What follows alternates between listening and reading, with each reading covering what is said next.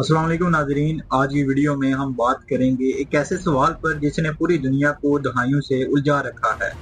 यहूदी आखिर फलस्तीन में कैसे आबाद हुए? क्या वो शुरू से ही यहाँ रहते थे या ये सब कुछ 20वीं सदी में हुआ? चलिए जानते हैं पूरी कहानी।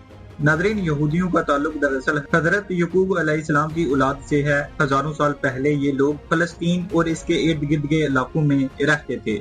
बैतुल मुकद्दस भी इनके लिए मुकद्दस जगह रही, लेकिन तारीख हमें बताती है कि यहूदी कई बार जलावतनी का शिकार हुए। बाबली बादशाह ने यरूशलेम को तबाह किया, फिर रोमियों ने भी इन्हें निकाल दिया। इसके बाद यहूदी दुनिया के मुख्तलिफ हिस्सों में फैल गए।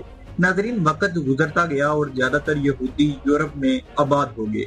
वहाँ इन पर अक्सर जुल्म किए गए। खास तौर पर होलोकॉस्ट यहूदियों के लिए बहुत बड़ा साने था। लाखों यहूदी मारे गए। ये वाकया बाद में फलस्तीन आने का एक बड़ा बहाना भी बना। 19वीं सदी के आखिर में यूरोप के कुछ यहूदी रहनुमाओं ने एक तहरीक शुरू की जिसे सहूनियत कहते हैं। इस तहरीक का मकसद था एक अलहदा रियासत का क़याम और इन्होंने फलस्तीन को इसके लिए मुंतखब किया क्योंकि ये इनके नजदीक मुकद्दस सरजमीन थी।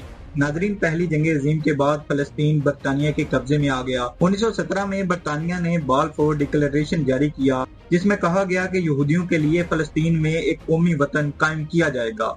इस ऐलान के बाद यूरोप से हजारों यहूदी आहिस्ता आहिस्ता फलस्तीन में आकर बसने लगे। नाजरीन, फलस्तीन उस वक्त मुसलमानों और ईसाइयों की अक्सरियत वाला इलाका था।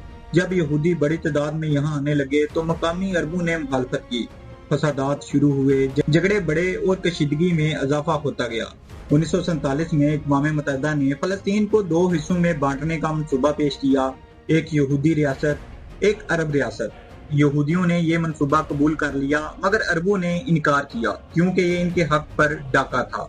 नाजरीन, 14 मई 1948 को यहूदियों ने इसराइल के क़याम का ऐलान कर दिया। इसी दिन अरब ममालिक और इसराइल के दरमियान जंग छिड़ गई। लाखों फलस्तीनी अपने घरों से निकाले गए या हिजरत पर मजबूर हुए। इस वाक़े को नकबा यानी तबाही कहा जाता है। तो नाजरीन, यहूदी फलस्तीन में इस तरह आबाद हुए। नाजरीन, अगर वीडियो अच्छी लगी तो लाइक करें, शेयर करें और चैनल को सब्सक्राइब जरूर करें। अपना बहुत सारा ख्याल रखिएगा। अल्लाह हाफिज।